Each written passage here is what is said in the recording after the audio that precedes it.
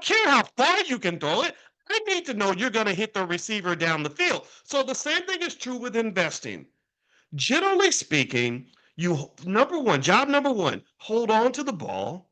Job number two is think about where you're throwing the ball before you throw it. They call that investing, they call that due diligence.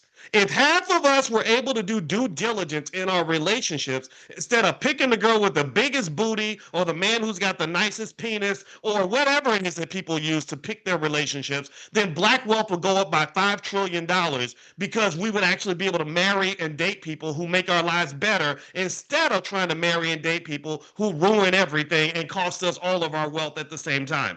I saw that there's a guy, Billy Carson. He's pretty well known. I don't know. I think Billy and I, we kind of indirectly know each other. My wife followed him and stuff. And he announced today that he's getting a divorce. And I felt bad for him. And I said, in America, divorces happen all the time. They're very expensive in terms of time. They're very expensive in terms of money. They are emotionally draining. Not only should we have licenses, just get a damn 5-year license, a renewable contract, because you ain't ready for a lifetime commitment, because you don't even know what a lifetime commitment looks like. But on top of that, you should be required to take a class before you do it.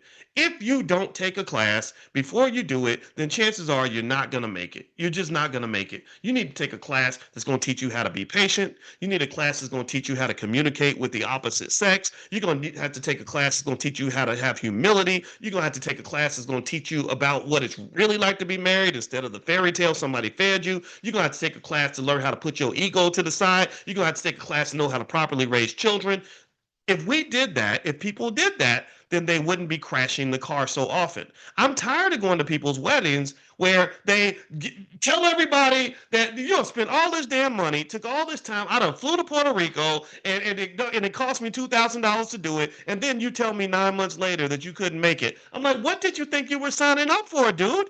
What bait and switch happened in your life that led you to make this major decision that is now going to be incredibly costly and be a mark on you for life? Right? So my point is to say this. Look, when you're talking about investing and wealth, first rule, hold on to the ball until you're ready to let it go.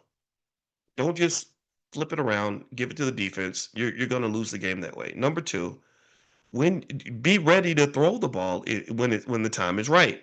When you throw it, take your time, pick your target carefully, make sure you can hit the damn target. Give yourself the highest probability of success you possibly can. And then three, maybe a third one could be thrown in there. When you pick the target and when you know that you got a shot, don't hesitate. Go hard. Jalen Hurts lines up as the quarterback of the Philadelphia Eagles. He learned that protecting the ball was important because he had one fumble. He played an amazing game. He had one fumble that cost him the Super Bowl. Well, he didn't make that mistake last year. Eagles came back. Jalen Hurts played like a superstar in that game, right? So you hold on to the ball, pick your target carefully, and when you see the target and you believe it's going to work, you've taken what is called a calculated risk.